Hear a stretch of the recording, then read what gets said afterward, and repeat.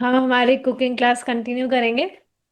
हमने देखे थे कल काफी सारे आइटम्स जो प्रभुपाद जी ने बनाए थे अपने शिष्यों के साथ मिलकर। क्योंकि अब जहाँ टॉमकिन स्क्वायर पार्क में वे कीर्तन कर रहे थे, वहां पर अब वे पब्लिक फीस्ट भी करने वाले थे। तो कल हमने समोसे तक देखा था। अब हम उसके आगे से देखेंगे। अब आपको हमने ये देखा था कि पूरियाँ इन्होंने बनाई थी प्रभुपाद जी के शिष्यों ने, तो वो परफेक्ट शेप में नहीं थी। तो अच्युतानंद अपने साथ में जो इम्परफेक्ट वाली जो इम्परफेक्ट शेप वाली जो पूरियाँ थी, आड़ी बाड़ी, उसको वे किचन में लेकर आए, जहां पर उन्होंने खुद ने और कीर्तिदानंद ने उनको फिर से डीप फ्राई किया।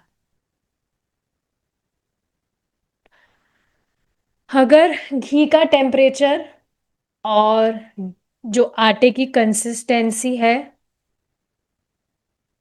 और उसका जो साइज है, उसका जो शेप है, उसकी जो थिकनेस है पूड़ियों की, अगर वो सब कुछ ठीक थी, तो जो पूड़ियाँ थी वो कुछ ही सेकंड्स में पक जाती थी, तल जाती थी। इस तरह से घी में तली जा रही है पूड़ियाँ।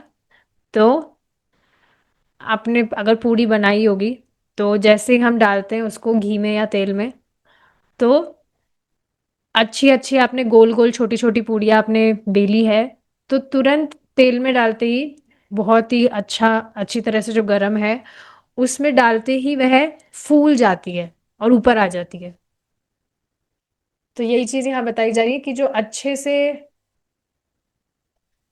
अ, आटा का अगर कंसिस्टेंसी अच्छी है, ना ज़्यादा ढीला है ना ज़्यादा टाइट है, और अच्छी शेप में उसकी थिकनेस भी अच्छी है, साइज भी ठीक है पूरी का, तो वो तुरंत कुछ ही सेकंड्स में तल जाती है, ऊपर आ जाती है।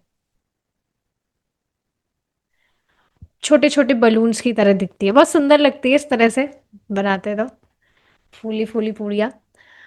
तो हाँ, इसी तरह से बताया जा रहा है। और फिर यहाँ पर जो भी कुकिंग कर रहे थे, वे उनको जैसे मतलब पूड़ियाँ निकालते हैं हम कढ़ाई में से, चलनी में से उसको झाड़ते हैं, उसमें से एक्सेस तेल या घी, और फिर उसको हम दूसरे बर्तन में निकाल लेते हैं, उसी तरह से वे निकाल रहे थे कार्डबोर्ड के बॉक्स में। तो इस तरह से उन्होंने जो भी फीस्ट की लास्ट प्रेपरेशंस थी वो पूरी की।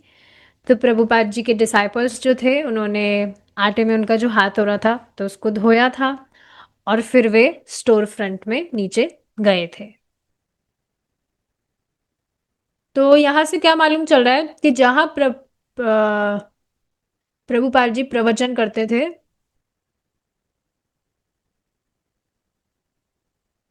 वहां पर तो नहीं था किचन। किचन तो प्रभुपाद जी के अपार्टमेंट में ही था। क्योंकि हमने ये भी पढ़ा था कि स्टोर फ्रंट जहाँ पर प्रभुपाद जी प्रवचन करते थे, उसके ऊपर ही कोई और व्यक्ति रहते थे जो एक बार डिस्टरबेंस किए थे, पानी वगैरह गिरने लगे थे जब सुबह प्रभुपाद जी और सब कीर्तन कर रहे थे। तो किचन तो वहीं अपार्टमेंट में ही था, पर वो भी ऊपर था, स्टोर फ्रंट नीचे था। तो हाँ, गए वहां पर, और वहां पर उन्होंने ऑलरेडी जो चटाइयाँ थी वो वहां बिछाई हुई थी, और इस तरह से वे सबका वेट कर रहे थे। ऊपर प्रभुपाद जी और उनके साथ में जो कुक्स थे, जिन्होंने भी खाना बनाने में सहायता की थी, वे प्रभुपाद जी की मतलब प्रभुपाद जी के साथ में वे भगवान चैतन्य महाप्रभु को सारी की सारी जो भी अभी भोगा बनाया उनको वे ऑफर कर रहे थे। परंपरा में हम जो भी प्रेयर्स गाते हैं, पहले गुरु महाराज का प्रेयर, फिर चैतन्य महाप्रभु का, तो इस तरह से वे प्रेयर्स गाते हुए ऑफरिंग कर रहे थे। अब शुरू में जब इस तरह से ये प्रोग्राम्स जो किए थे इन्होंने फीस्ट वाले, वो इतने ज्यादा अच्छे से अटेंड नहीं किए गए थे। लेकिन यहाँ पर जो भक्त थे, वे हमेशा से ही फीस्ट प्रसादम के लिए बहुत उत्साहित रहते। समझ रहे हैं ना, मतलब फीस्ट में कर रहे हैं, पर फिर भी बहुत लोग नहीं आए थे काफी टाइम तक जो उन्होंने फीस्ट किया था शुरू में। तो कुछ फीस्ट में बहुत कम लोग ही आए थे प्रसाद पाने के लिए। लेकिन फिर भी सभी जो भक्त थे वे हमेशा ही उत्साहित थे प्रसादम प्रोग्राम के लिए। तो बाद में जो भी बचता था तो वो सब साथ में ही इस तरह से खाया करते थे। अब सत्स्वरूप इसके विषय में क्या कह रहे हैं। एक कुछ वहां पर कोई डिश उन्होंने बनाई थी जिसका नाम था ब्राह्मणा स्फेगेटी, जो कि कैसे बनी हुई थी। चावल के आटे के नूडल्स थे जो कि घी में पके हुए थे, और फिर बाद में उनको अ, छाछनी में भिगोया हुआ था। और हलवा था, पुष्पन्ना राइस था जिसमें कुछ फ्राइड चीज बॉल्स थी, समोसे, स्प्लिट मूंग बीन्स फ्राइड सब्जी into crunchy pellets and mixed with salt and spices, puris, gulab jamuns. तो सभी कुछ बहुत ही सुस्वादु था। और यही शब्द था जो हायग्रीव कहा करते थे। Yes, he would say, expressing it वोंगिशली, everything was very succulent. Succulent का मतलब क्या था एक बार, मतलब वही सुस्वादु।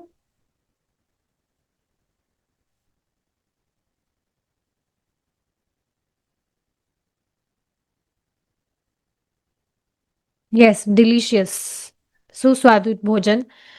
तो सब कुछ ही बहुत इस तरह से स्वादिष्ट था, क्योंकि देखिए ये चीज काफी बार बताई जाती है कि जब हम इस चेतना से बनाते हैं कि हम भगवान को भोग लगाएंगे, तो अपने आप ही जो भोगा है उसका टेस्ट ही चेंज हो जाता है। एंड ऑफ कोर्स भगवान भी उसको एक्सेप्ट करते हैं, भगवान भी उसको खाते हैं। तो पूरा का पूरा चेंज हो जाता है इस तरह से।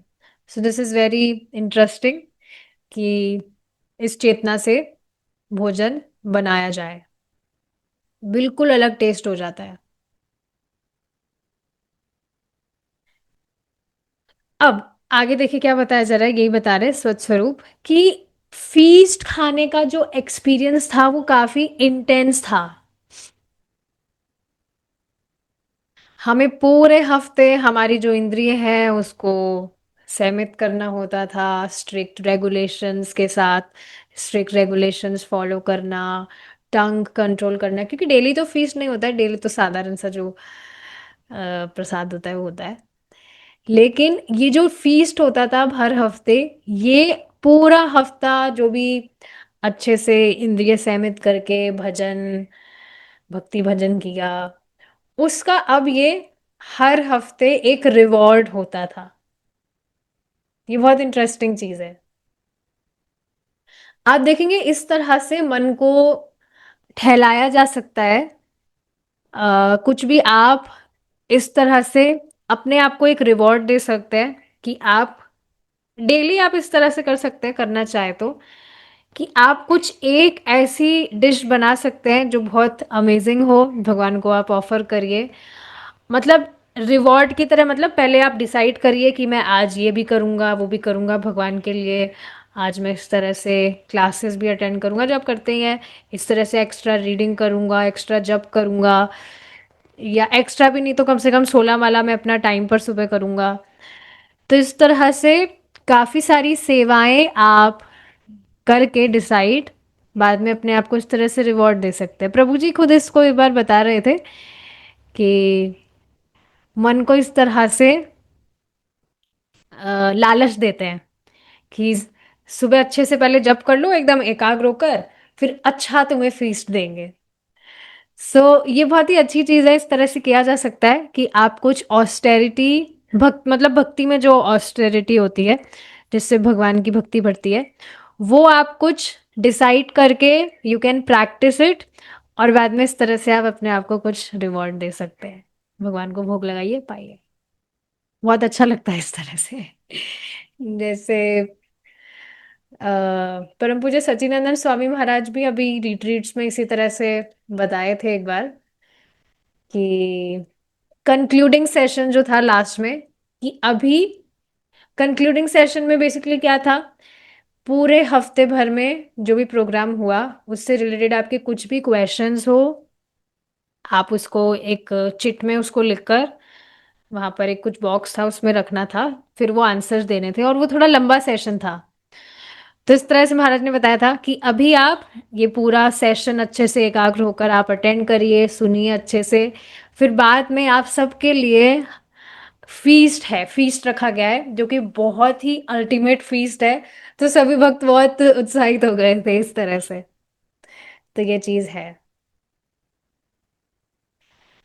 तो स्वच्छ स्वरूप इस तरह से कह रहे हैं कि स्वामी जी और कृष्णा हमें पूरा आध्यात्मिक एक्सटेसी, एक्सटेसी जो होती है, जो आनंद होता है, सुख होता है, उसका पूरा टेस्ट हमें स्वामी जी और कृष्ण दे रहे थे। हालांकि हम अभी भी बिगिनर्स ही थे, लेकिन फिर भी, और भौतिक जगत में ही थे, लेकिन फिर भी इस तरह से स्वामी जी और भगवान की कृपा से इस तरह से हमें कुछ एक्सटेटिक एक्सटेसी हम महसूस कर रहे थे, जो भी आनंद था।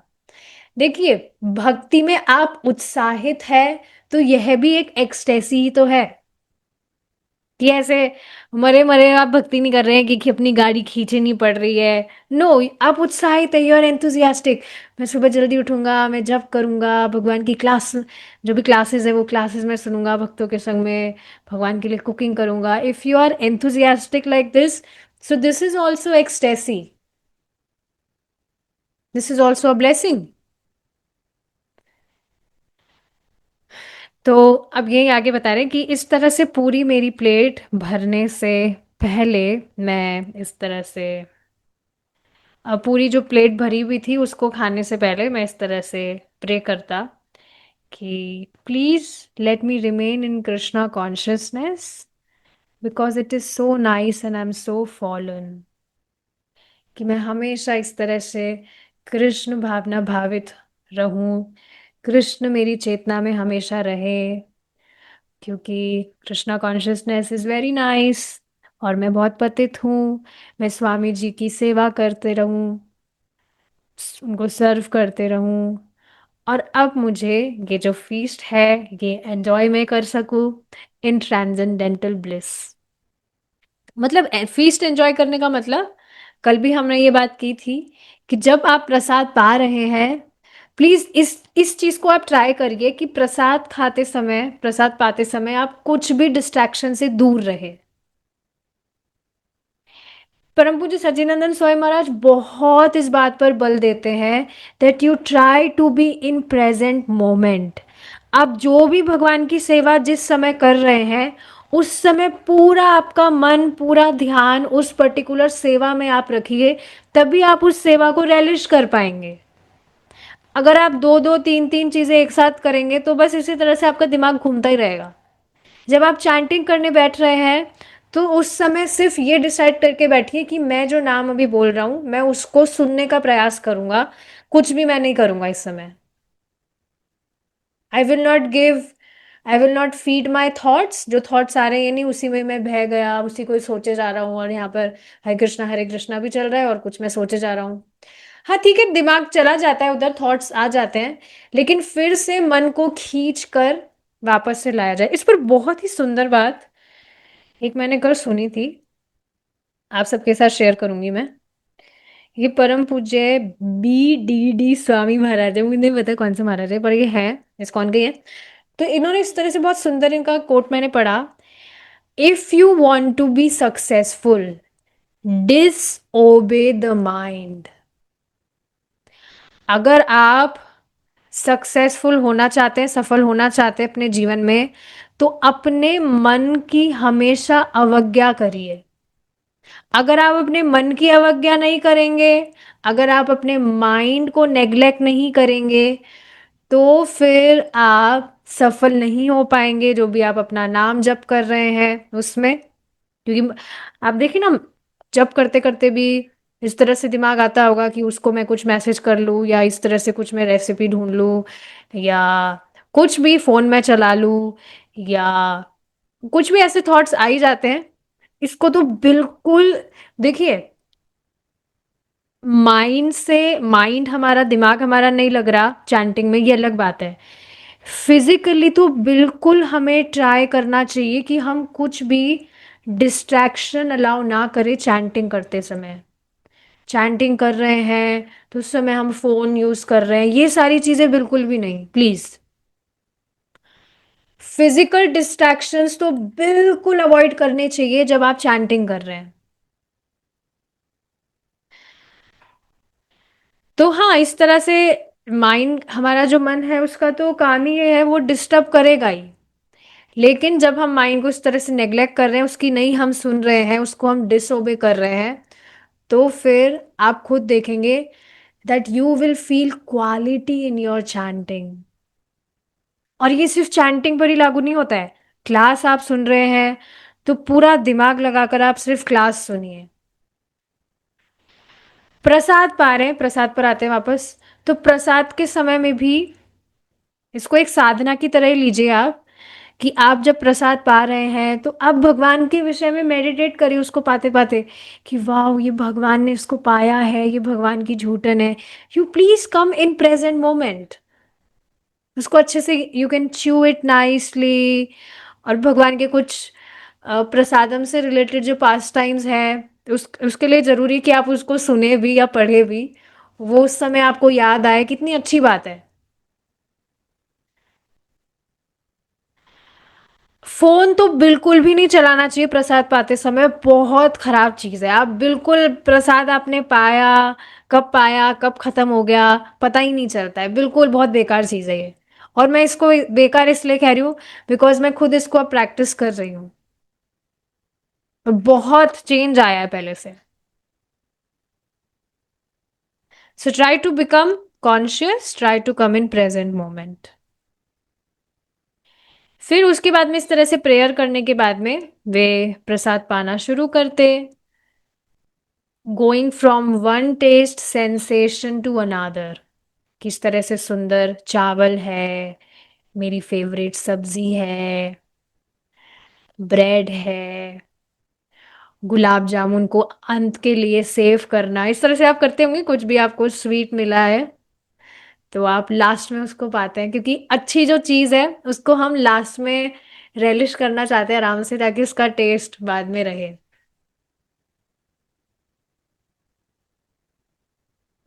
तो हाँ, इसी तरह से ये सोचते, I can have seconds and if I like thirds, मतलब इस तरह से दूसरा तीसरा भी ले सकते हैं, अच्छा लगा तो।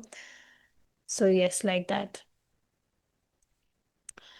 तो प्रसाद पाते समय ये खुद ही बता रहे इस तरह से स्वच्छ स्वरूप, कि प्रसाद पाते समय ये अपनी जो आंखें थी, ये बड़े बड़े जो पॉट्स थे वहां पर उन पर रखते थे। इस बात के लिए कॉन्फिडेंट थे कि जितना भी प्रसाद हम पाना चाहते हैं उतना हम पा सकते हैं। It was a time of rededication. तो पूरा अच्छे से एकदम दबा कर अच्छे से प्रसाद रेलिश करते, क्योंकि खाना भी बहुत इम्पोर्टेंट है। तो इस बात को समझना चाहिए कि डिवोटीज के लिए एकमात्र जो रियल फीस्ट है, जिससे सच में खुशी भी मिलती है, मैं खुद देखती हूँ, प्रसाद एक ऐसी चीज है जिससे सच में devotees, it is like a festival for devotees. End of course ये अच्छी चीज भी है बिकॉज भगवान भगवान का प्रसाद है वो, मर्सी। और बाकी सारी चीजें हैं, सेंसेस की अगर बात करें हम, तो वो तो अच्छे से रोके हुए हैं, हम कहीं भी नहीं जाने देते। बट प्रसाद में एटलीस्ट ये छूट है कि आपको जो पसंद है आप आराम से अच्छे से बनाकर भगवान को भोग लगाकर आप पा सकते हैं। और सिर्फ इसको करने से भी आप माया से तर जाएंगे और अपने सेंसेस पर कंट्रोल आप पा लेंगे। आप सोचिए ना, अगर सिर्फ हम ये भी व्रत लिए हुए हैं कि हम सिर्फ भगवान का प्रसाद ही पाएंगे, तब भी कितनी सारी जो एक्स्ट्रा एक्स्ट्रा जो चीजें हैं उससे अ, मुक्त हो जाता है कि नहीं व्यक्ति। अपने आप ही बहुत सारी चीजें कट हो जाती है। एक तो प्रसाद का ही आपने व्रत लिया है, तो ऐसा नहीं कि जब भी सामने कुछ भी दिख गया तो आप उसको पालेंगे, यू विल बी कॉन्शियस कि ये प्रसाद है कि नहीं। प्लस भगवान के लिए आप अच्छी चेतना से बनाकर भगवान को आप ऑफर करेंगे, उसके बाद ही आप उसको पाएंगे। तो बहुत ही अच्छी चीज है ये। और काफी सारे लोगों के लिए ये ऑस्टेरिटी हो सकती है, बट डिवोटीज के लिए इट्स अ फेस्टिवल। ठीक है।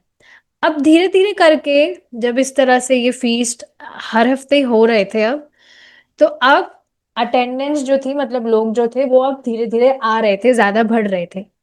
जो ये फीस था ये फ्री था, और जो भी आइटम्स थे वो ऐसे नहीं थे कुछ भी ऐसे ही सस्ते मद्दी इंग्रेडिएंट्स है, या टेस्टी भी नहीं है।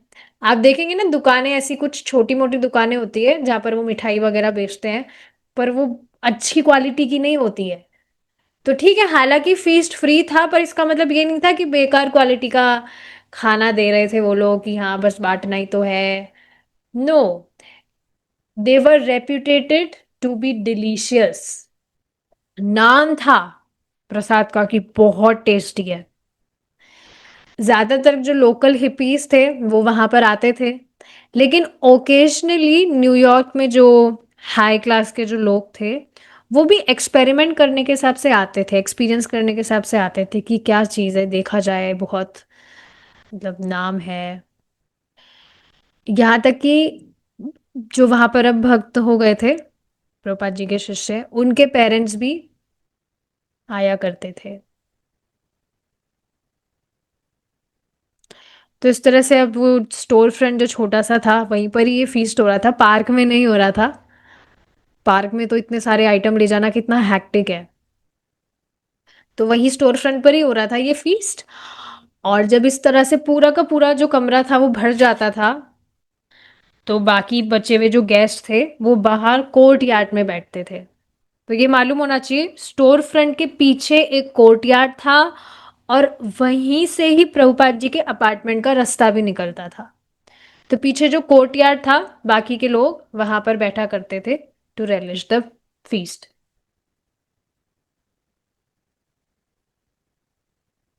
तो पेपर की जो प्लेट्स आती है उसमें वे अपना प्रसाद लेते। वुडन स्पून्स थी। तो वो पीछे गार्डन में ही था, कोर्टयार्ड जो भी था गार्डन टाइप ही था वो। तो वहां पर सब इस तरह से बैठते, पिकनिक टेबल वहां पर थी, मतलब जहां पर भी उनको जगह मिल जाती थी वहां पर सब बैठकर इस तरह से पाया करते। और प्रसाद पाने के बाद में वे फिर से स्टोर फ्रंट जाते। बुफे सिस्टम था, तो स्टोर फ्रंट जाते और लेने के लिए जो भी उनको चाहिए होता था। जैसे आपने देखा ही होगा, जो भी प्रसादम सर्विंग टेम्पल्स में भी होती है, तो डिवोटीज करते हैं प्रसाद सर्व। तो इस तरह से यहाँ पर भी हर प्रसाद के पॉट के वहां पर डिवोटी होते थे सर्विंग करने के लिए। तो इस तरह से गेस्ट आते थे, अगर किसी को किन्हीं को कुछ वापस भी कुछ चाहिए होता था तो वे वापस से इस तरह से आया करते। लेकिन अब वहां पर कोई किराएदार थे, वो बहुत ज्यादा खुश नहीं थे ये सारी चीजें देखकर, कि कैसे पूरा कोर्टयार्ड भरा है, इतने सारे लोग यहाँ भरे हुए हैं, मतलब आ रहे हैं। लेकिन जो भक्त थे वो उनको, जो मतलब इस तरह से खुश नहीं थे दूसरे लोग, उनको पैसिफाई करने का प्रयास करते थे, शांत करने का प्रयास करते थे, और उनके लिए भी कुछ प्रसाद लेकर जाया करते थे। उस समय प्रभुपाद जी यहाँ स्टोर फ्रंट पर नहीं हुआ करते थे। प्रभुपाद जी अपनी प्लेट, अपना जो प्रसाद है वो अपने कमरे में ही लिया करते थे, और प्रसाद लेते समय अपने शिष्यों से जो भी ये प्रोग्राम्स हुए वो कैसे सक्सेसफुल हुए, तो ये सक्सेस स्टोरीज सुनकर उन्हें बहुत खुशी होती थी कि कैसे बहुत लोग आए, प्रसाद उन्होंने पाया और क्या क्या हुआ। तो वो सारी रिपोर्ट प्रभुपाद जी के शिष्य प्रभुपाद जी को दिया करते थे। अब एक बार क्या हुआ, जब डिवोटीज वहां पर पा रहे थे,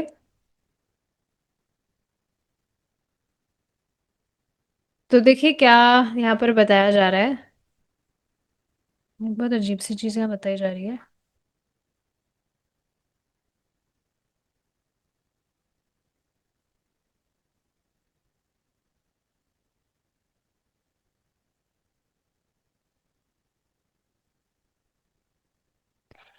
One time, the devotees were eating so ravenously that they threatened to eat everything available before the guests had all been served, and Kirtidanand had to admonish them for their selfish attitude. अब एक बार क्या हुआ था, जो भी यहाँ पर भक्त थे, वे सर्विंग होने के बाद में ही प्रसाद पाया करते थे। तो एक बार क्या हुआ, सबको बहुत भूख लग रही थी, और जो भी गेस्ट के लिए जो भी प्रसाद वहां पर था, वह उसको भी वह पा रहे थे। मतलब थोड़ा प्रसाद कम पड़ गया था, काफी लोग थे। तो अब डिवोटीज जो थे हु वर सर्विंग, उनके लिए प्रसाद थोड़ा कम पड़ रहा था, लेकिन खुद के खुद के लिए, मतलब हमें कम नहीं पड़ना चाहिए। तो उसके लिए वो बहुत ही अ,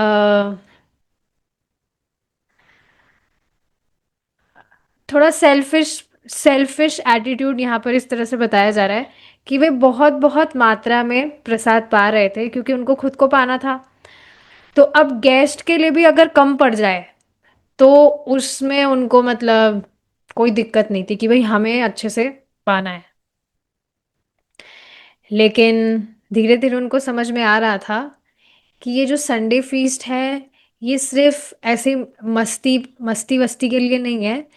ये लोग कृष्ण भावना भावित हुए, कृष्णा कॉन्शियसनेस में आए।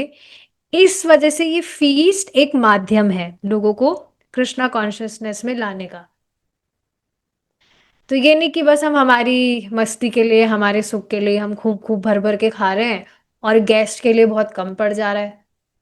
तो ये सारी चीजें अवॉइड करनी चाहिए, क्योंकि ये जो संडे फीस्ट है ये आफ्टर ऑल नए लोगों के लिए है, ताकि वे कृष्ण भावना मृत को एक्सेप्ट करें। तो ये चीज है। अब प्रभुपाद जी ने back to Godhead magazine India में चालू की थी। हमने फर्स्ट वॉल्यूम में डिस्कस किया था, जब प्रभुपाद जी भारत में थे, तो उन्होंने back to Godhead magazine start की थी। तो देखा था हमने कि कैसे लोगों के पास में पर्सनली प्रभुपाद जी जाते, रेस्टोरेंट्स में जाते, चाय की थड़ी पर जाते, लोगों के रोड पर कोई लोग मिलते पब्लिक में, इस तरह से पर्सनली उनको कन्विंस करते कि आप ये मैगजीन लीजिए, ये भगवान के विषय में है कि किस तरह से आप भगवान के धाम जा सकते हैं। इस तरह से पर्सनली चल चल कर प्रभुपाद जी मैगजीन बेचा करते थे। तो 1930 से ही वे आर्टिकल्स हालांकि लिखा करते थे, लेकिन अब 1944 में कलकत्ता में ही उन्होंने मैगजीन बेचना भी शुरू किया था। आर्टिकल तो पहले से लिख रहे थे।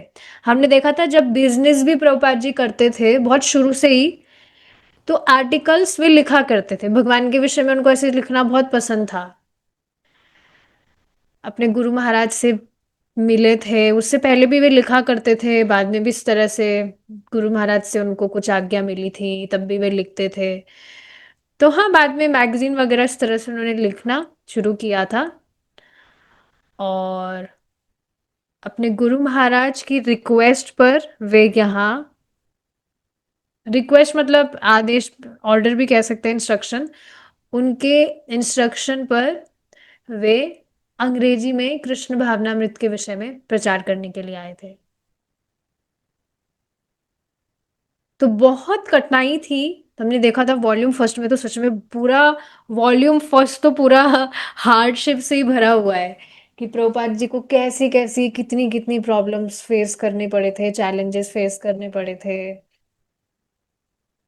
और गृहस्थी में थे, अपना बिजनेस भी संभाल रहे हैं, यहाँ घर वालों में जो उनकी वाइफ है, बच्चे हैं, उनको बिल्कुल भक्ति में कुछ इंटरेस्ट नहीं था।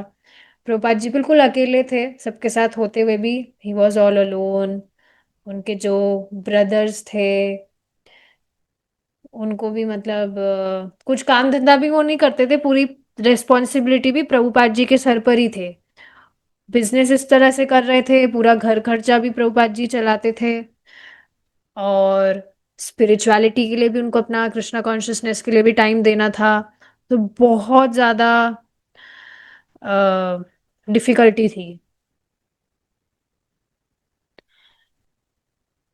और पूरा इस तरह से घर खर्चा चलाने के साथ में उनको कुछ लक्ष्मी अपने प्रिंटिंग के लिए भी उनको स्पेयर करना होता था।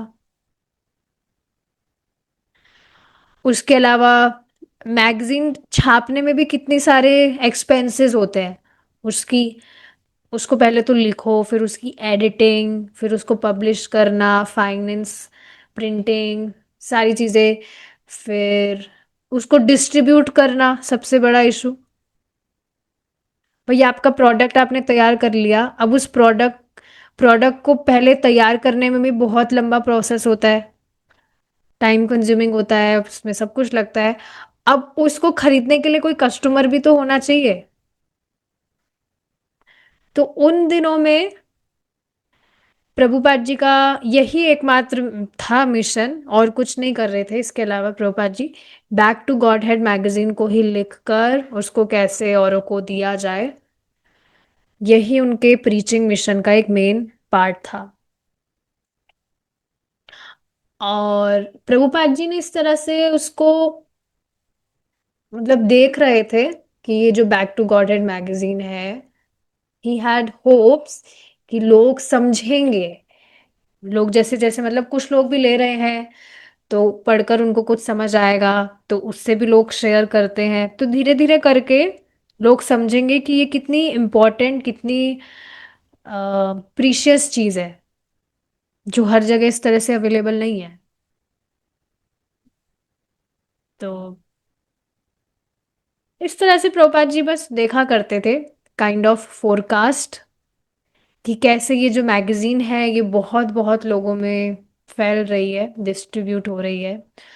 और उनके दिमाग में और भी प्लान्स थे कि कैसे चैतन्य महाप्रभु का जो मैसेज है वो कैसे कैसे वे स्प्रेड कर सकते हैं पूरे संसार में। बहुत सारे उनके इस तरह से प्लान्स थे। उन्होंने एक लिस्ट भी बनाई हुई थी कि कौन सी कंट्री में कहाँ कहाँ पर ये मैगजीन जो है वे सेल कर सकते हैं। ये हमने देखा था फर्स्ट वॉल्यूम में ही, कि अलग अलग सिटीज में, भारत में तो जा ही रही थी अब आगे मैगजीन्स। इसके अलावा बाहर विदेश में भी प्रभुपाद जी भेजा करते थे मैगजीन कोरियर के थ्रू। चाहते थे कि बाहर भी जाए और फिर कुछ कुछ भेजा भी करते थे। फिर बाद में उन्होंने कुछ डोनेशन डोनेशन कलेक्ट करना भी उन्होंने शुरू किया था, ताकि उनका ये जो प्रोजेक्ट है ये आगे बढ़े हुए। उनके दिमाग में और भी बहुत सारे आइडियाज थे। हमने देखा था श्रीमद् भागवतम के कैंटोस के लिए भी प्रभुपाद जी ने डोनेशन कलेक्ट करने के लिए कितना मतलब बहुत एफर्ट किया था, बट फिर भी बहुत कम लोग थे जो इस तरह से इंटरेस्ट दिखाते थे। फिर 1959 में प्रभुपाद जी ने मैगजीन वगैरह साइड में रखकर अपना पूरा एनर्जी उन्होंने श्रीमद् भागवतम को लिखने और उसको पब्लिश करने में लगाई। लेकिन अब ये सारी चीजें हमने देखा बैकग्राउंड। अब वापस से Prabhupada ji back to Godhead magazine को लिखना और पब्लिश करना शुरू करना चाह रहे थे, क्योंकि अब यहाँ पर धीरे धीरे फॉलोअर्स बढ़ रहे थे और यहाँ के लोगों को स्पेशली ये मैगजीन्स वगैरह पढ़ना बहुत पसंद होता है। तो प्रभुपाद जी फिर से ये यहाँ पर शुरू करना चाह रहे थे। और अब ये समय था जिसमें प्रभुपाद जी को स्वयं को लिखकर ऐसे जगह जगह पर, घर घर पर या किसी भी व्यक्तिगत रूप से किसी व्यक्ति के पास जाने की जरूरत नहीं थी। अब समय था जब वे इस रिस्पॉन्सिबिलिटी को अपने शिष्यों को दे सकते थे। खुद मैगजीन वगैरह लिख रहे हैं, इस तरह से प्रिंटिंग वगैरह हुई। अब वे अपने शिष्यों को बोल सकते हैं कि वे इस तरह से जाकर मेहनत करें, लोगों के पास में मैगजीन दे। And they were also ready to serve. तो ये सारी चीजें हैं। इस पर देखिए एक बहुत सुंदर बात प्रभु जी ने बताई थी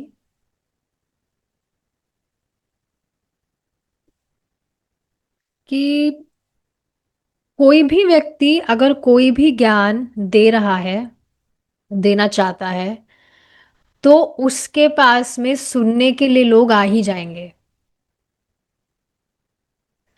ये बिल्कुल सही बात है। आप देखेंगे कोई भी व्यक्ति कुछ भी नया काम शुरू कर रहा है, उसके कुछ ना कुछ कस्टमर्स तो होंगे ही होंगे। तो यहाँ पर भी जो भी उपस्थित भक्त हैं उनको प्रयास करना चाहिए कि वे भगवान की बात लोगों को बताएं, और आपके पास में भगवान स्वयं लोग भेजेंगे जो सुनने के लिए इच्छुक होंगे। यहाँ पर आप देखिए ना, जैसे मैं इस पर विचार कर रही हूँ कि ये कितनी कठिन बात लग रही है ना, कि प्रभुपाद जी इस तरह से किसी दूसरे देश में गए जहां पर उनका कोई किसी को ना वे जानते हैं ना कुछ, पर उनके, of course Krishna is there behind it. तो भगवान प्रभुपाद जी के साथ में है, तो क्या आपके साथ में नहीं होंगे? आप प्रभुपाद जी के ही तो फुट स्टेप्स को फॉलो कर रहे हैं, तो भगवान आपकी भी सहायता करेंगे। तो हाँ, आप देखिए ना यहाँ पर प्रभुपाद जी को ऐसे शिष्य प्राप्त हुए जो पूर्ण समर्पण है, पूर्ण समर्पित है, पूरी तरह से समर्पित समर्पित है प्रभुपाद जी के लिए। हमने ऊपर देखा था कि कैसे वे खुद इच्छा कर रहे हैं कि मैं काश मैं स्वामी जी की बहुत अच्छे से सेवा कर सकूं, मैं इस तरह से सेवा कर पा रहा हूं, तो यही मेरे जीवन का परफेक्शन है। तो समर्पण की भावना तो है ही, हर कोई शेल्टर चाहता ही है, पर इस तरह से स्पेशली सही जगह अगर उसको शेल्टर प्राप्त हो जाए, so that is very very amazing. तो हाँ, प्रभुपाद जी के पास में इस तरह से डिसाइपल्स थे, तो वे इस रिस्पॉन्सिबिलिटी को अपने डिसाइपल्स को दे सकते थे। गैग शार्फ, जो कि अब गर्ग मुनि हो गए थे दीक्षा के बाद में। तो इनकी अभी जो दीक्षा हुई थी, इन्होंने एक उनको एक प्रेस मिला। प्रेस मतलब होता है ये मैगजीन वगैरह। तो इन्होंने क्या किया, देखिए क्या बताया जा रहा है। A country club in Queens was trying to sell it small AB Dick press. Press, not magazine, press का मतलब होता है जिसमें मैगजीन वगैरह छपी जाती है। तो ये कुछ कंपनी थी, वो अपना ये छोटा सा जो भी उनका मशीन था उसको वे बेचना चाह रहे थे, और प्रभुपाद जी इंटरेस्टेड थे उसको लेने के लिए। तो उन्होंने एक वैन ली किसी से, व्हीकल, और वे वहां पर गए गर्ग मुनि के साथ, गर्ग मुनि और कीर्तिदानंद के साथ में उस मशीन को देखने के लिए। तो वो पुरानी थी मशीन, पर कंडीशन उसकी बढ़िया थी। तो उस कंपनी के जो मैनेजर थे, उनको उस मशीन के लिए $250 चाहिए थे। तो प्रभुपाद जी ने बहुत ध्यान से उस मशीन को देखा, फिर मैनेजर से बात की और उसको बताया कि भाई हमको ये मशीन स्पिरिचुअल मिशन के लिए चाहिए। तो उस मैनेजर ने दूसरी मशीन के बारे में बताया जो उनके पास में थी, और बताया कि इनमें से ये जो मशीन है, ये कोई भी इनके काम की नहीं है। कोई सी भी मशीन, मतलब मशीन काम कर रही है पर उनके किसी काम की नहीं है, वे उनको काम में नहीं ले रहे हैं। तो प्रभुपाद जी ने कहा कि अच्छा ठीक है, आप दोनों मशीन हमको दे दीजिए $250 में। आप एक मशीन का $250 कह रहे हैं, बट आप दोनों हमें दे दीजिए। अब वो जो वहां के मैनेजर थे, उनको वास्तव में ये मशीन नहीं चाहिए थी, उनके किसी काम की ही नहीं थी। और उन्होंने ऐसा भी सोचा कि चलो ये खुद बता रहे स्पिरिचुअल मिशन के लिए है, तो सहायता की जानी चाहिए इनकी। और क्योंकि प्रभुपाद जी के पास में ठीक है स्पिरिचुअल मिशन तो है, लेकिन उसमें भी बहुत ही इम्पोर्टेंट मैसेज उनके पास में है जो वे प्रिंट करना चाहते हैं, और जो कि मनुष्य के भले के लिए है।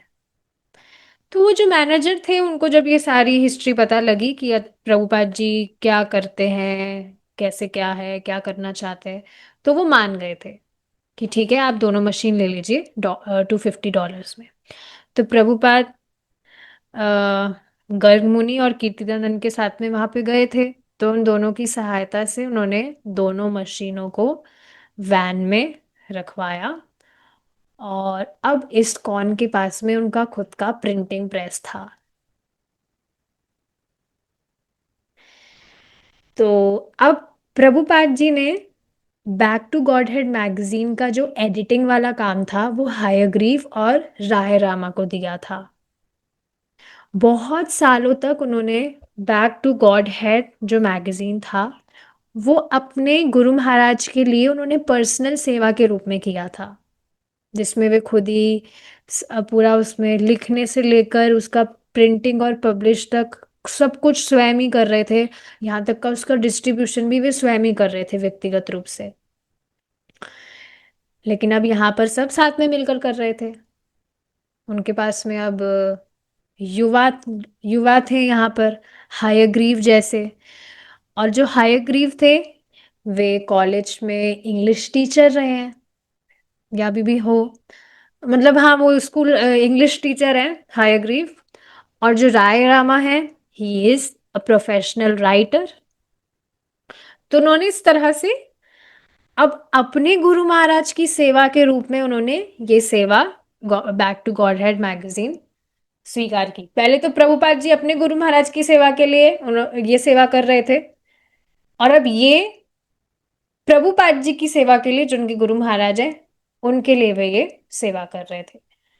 तो इस तरह से बहुत कम समय में ही हयग्रीव और राय रामा ने पहला जो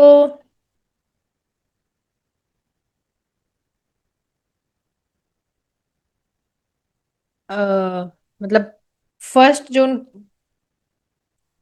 छपना था वो इशू, इशू का मतलब ये होता है फर्स्ट जो बुक कह सकते हैं, फर्स्ट मैगजीन जो थी, उन्होंने बहुत ही कम समय में दोनों ने साथ में मिलकर कंपाइल कर ली थी, और अब वो प्रिंटिंग होने के लिए तैयार थी। प्रिंट करने के लिए वे तैयार थी, जो उन्होंने बुक इस तरह से कंपाइल की, पूरा अच्छे से एडिटिंग, लिखना विखना सब कुछ एकदम सब कुछ रेडी था। तो इस तरह से यहाँ पर बताया जा रहा है। ठीक है, अब हम हमारी क्लास यहाँ पर रुकेंगे, टाइम हो गया है क्योंकि, and we will continue it tomorrow if Krishna is willing. Thank you so much for joining. कल संडे है, कल तो नहीं कर पाएंगे, कल कृष्णा बुक हम कंटिन्यू करेंगे हमारी, एंड देन परसों से विल कंटिन्यू प्रभुपाद लीला में। शिला प्रभुपाद की जय। हरे कृष्णा।